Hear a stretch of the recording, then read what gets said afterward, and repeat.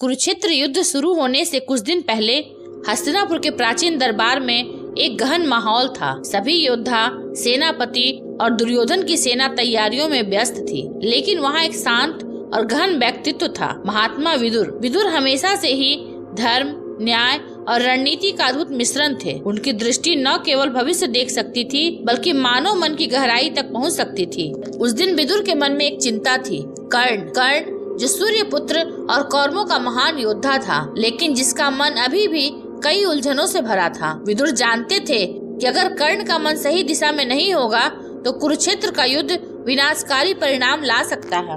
विदुर ने अपने शस्त्रधारी सैनिकों से कहा, इस समय केवल शक्ति ही सब कुछ नहीं है।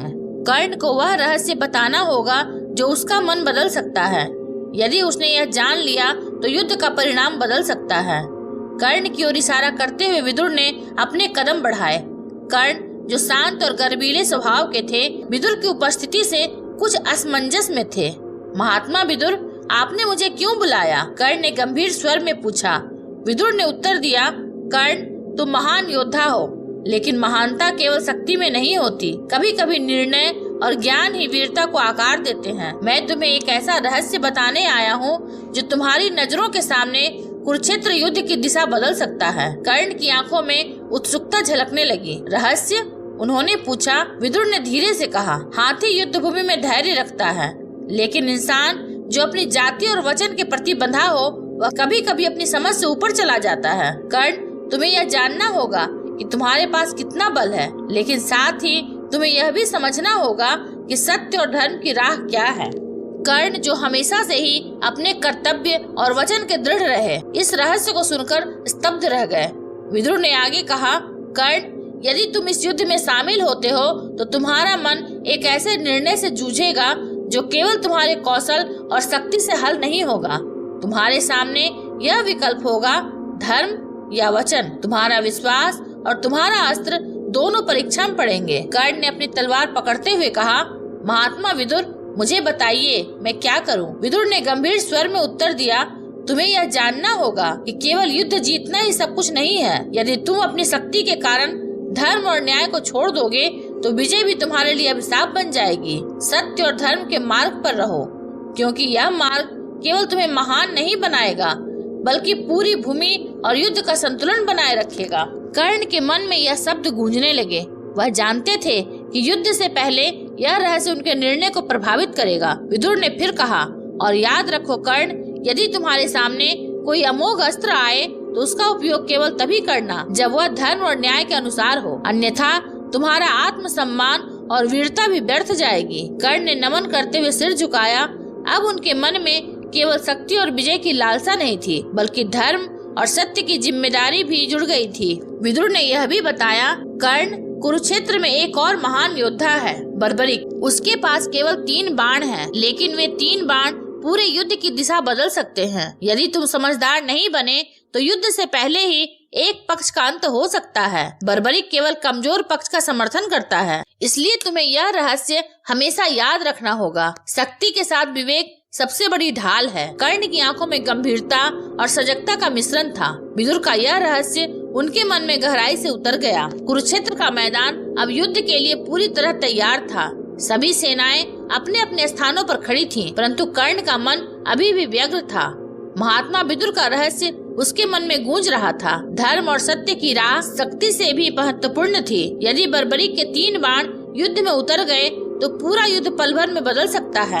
कर्ण जानते थे कि उनकी जिम्मेदारी केवल अपने वचन तक सीमित नहीं थी। पूरे कुरुक्षेत्र का संतुलन अब उनके विवेक पर निर्भर था। कर्ण ने अपने सारथी से कहा, जाओ और मेरे सामने आने वाले सभी संकेतों पर ध्यान रखो। यदि बर्बरिक की शक्ति दिखाई दे तो हमें तुरंत उसका सामना करना होगा। कुछ ही क्षणों में बर्बरिक युद्ध भूमि में प्रकट हुआ। उसके पास केवल 3 बाण थे, लेकिन उनकी चमक और ऊर्जा इतनी थी कि हर सैनिक उनके दृष्टि से भयभीत हो गया। बर्बरिक ने शांत स्वर में कहा, कर्ण, मैं केवल कमजोर पक्ष का समर्थन करता हूँ। अगर तुम्हारा पक्ष कमजोर है तो मैं तुम्हारे साथ रहूंगा।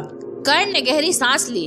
विदुर का रहस्य उनके मन में था और अब निर्णय लेना था। कर्ण ने अपने आप से कहा, विदुर ने सही कहा, शक्ति का उपयोग तभी करना चाहिए जब वह धर्म और न्याय के अनुरूप हो। अब मुझे बर्बरिक के सामने अपनी विवेकशीलता दिखानी होगी। कर्ण ने अपने हाथ में दिव्य अस्त्र लिया। वह जानता था कि बर्बरीक का प्रत्येक बाण किसी भी सेना को नष्ट कर सकता है, लेकिन कर्ण ने साहस और धैर्य बनाए रखा। उसने बर्बरीक की ओर देखा और शांत स्वर में कहा, यदि यह युद्ध धर्म के अनुरूप नहीं है तो मैं इसे शुरू नहीं होने दूंगा। तुम्हारे बाणों की शक्ति केवल तभी इस्तेमाल होगी जब न्याय की रक्षा के लिए आवश्यक हो। बर्बरीक थोड़ी देर चुप रहा, फिर उसने मुस्कुराकर कहा, तो तुम्हारा विवेक तुम्हें महान बनाता है कर्ण। आओ और देखें कि तुम्हारा निर्णय कितना सटीक है। बर्बरीक ने पहला बाण चलाया। जैसे ही वह हवा में गया, पूरी कुरुक्षेत्र की धरती कांप उठी। लेकिन कर्ण ने ध्यान से बाण का अवलोकन किया। वह जान गया यह बाण केवल कमजोर पक्ष को निशाना बना रहा था। कर्ण ने तुरंत अपने दिव्य अस्त्र से उस बाण को मार्ग से हटाया ताकि कोई अनावश्यक नुकसान न हो। बर्बरीक ने दूसरा बाण चलाया। कर्ण ने उसी तरह से उसका मार्ग मोड़ दिया। तीसरे बाण तक आते आते कुरुक्षेत्र में उपस्थित सभी योद्धा भय और विस्मय के मिश्रित भाव से देख रहे थे।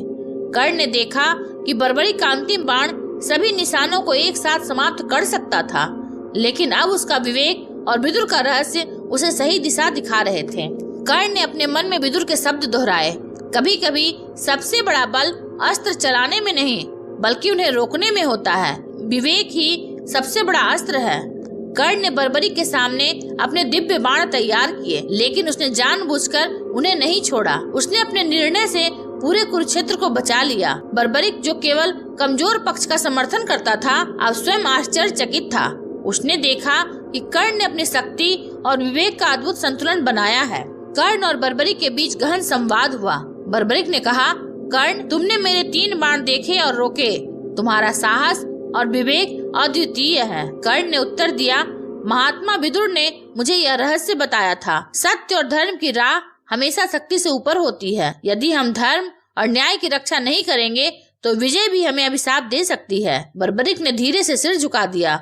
वह समझ चुका था कि कर्ण का निर्णय कुरुक्षेत्र के इतिहास को सुरक्षित रखने वाला था। कुरुक्षेत्र का सूर्योदय हुआ। सभी सेनाएं युद्ध के लिए तैयार थीं, लेकिन कर्ण के मन में अब डर या लालसा नहीं थी। उसने अपने अस्त्र धरती पर रखा और धैर्य के साथ युद्ध की शुरुआत का इंतजार किया। बर्बरीक जो पहले ही कई सेनाओं को नष्ट कर सकता था, अब शांत खड़ा था। कर्ण के विवेक और विदुर के रहस्य ने उसकी शक्ति को नियंत्रित कर दिया था। इस प्रकार महात्मा विदुर का रहस्य कर्ण के निर्णय और पूरे युद्ध की दिशा बदलने वाला था। कुरुक्षेत्र युद्ध में केवल शक्ति ही नहीं बल्कि विवेक, धैर्य और धर्म का संतुलन सबसे महत्वपूर्ण था। विदुर ने कर्ण को यह सिखाया, सच्चा योद्धा वह नहीं जो केवल बाण चलाता है, बल्कि वह जो सही समय, सही उद्देश्य और सही विवेक के साथ अपने निर्णय लेता है। कर्ण ने यह सीख युद्ध भूमि में लागू किया और इसी कारण कई महाभारत के निर्णय उनके विवेक और विदुर के रहस्य कारण सुरक्षित रहे। अगर आपको यह वीडियो अच्छा लगा हो तो इसे लाइक, शेयर और सब्सक्राइब अवश्य करें। धन्यवाद।